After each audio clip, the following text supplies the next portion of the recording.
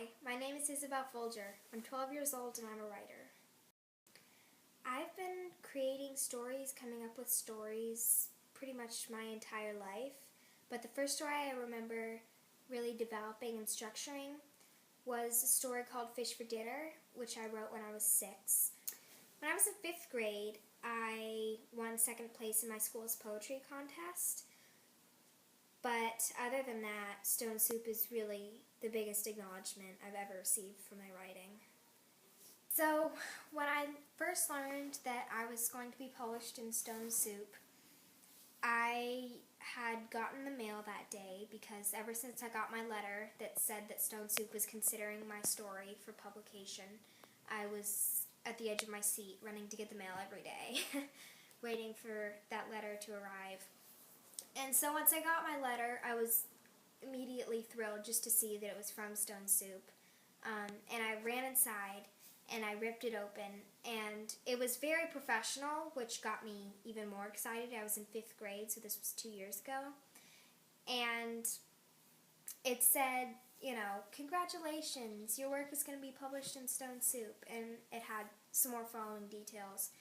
But I just read the first part and I screamed. Literally, really loudly. I think the neighbors might have heard.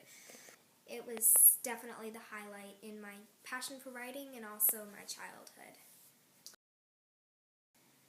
If you're looking to get published in Stone Soup, my advice to you is to write about something that's really meaningful to you.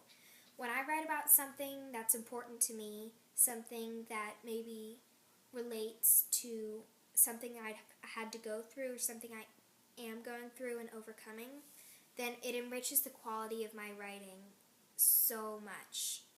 Once I get an idea for a story, it takes me a couple of weeks to kind of structure it mentally so that I know I have some basic idea of what I want to include in it and what order I want the scenes and the occurrences. And then when I have a couple hours free time, then I get down on my computer or I get a notepad and pen, and I just pick a starting point in the story and I start to write. And from there, the plot just flows. That process usually takes a couple of days, and then after that, I go into revisions. Both of my parents are really strong writers, and I've learned a lot from both of them. But very, very different things. My dad has taught me a lot about talking through my ideas for a story, figuring out what to include and what not to include, and do I really want my character to say this, and things like that. And my mom has taught me a lot about relentless editing. Like if there's one sentence or phrase or even word that's just a little bit awkward or seems kind of out of place or repetitive, there's always going to be something that's going to replace it that's going to make the story better. When I grow up, I want to be a professional published author, which Stone Soup has already given me the opportunity to do.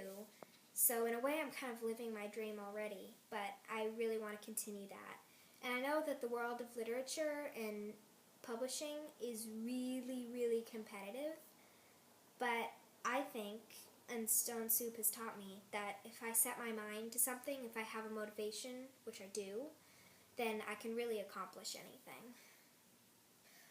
From my experience with getting published in Stone Soup, I have learned to really not be afraid to put myself out there and to express myself. And I've learned really also to just go for it when I have the opportunity to.